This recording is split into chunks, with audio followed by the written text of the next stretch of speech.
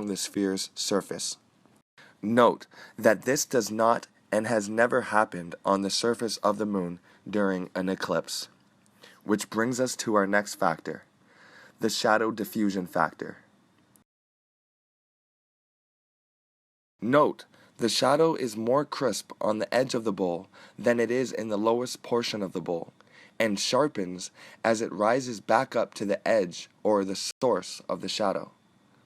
Note also that on a sphere, the shadow is most diffused or scattered around the edges as the sphere's surface recedes, and it is the most sharp or defined on the closest portion of the sphere.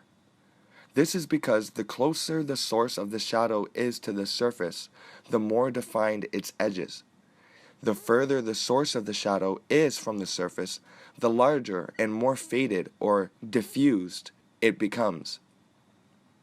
Another way to say this is if you place an object on a surface with a light source above, the object's shadow will appear most sharp when the object is at rest.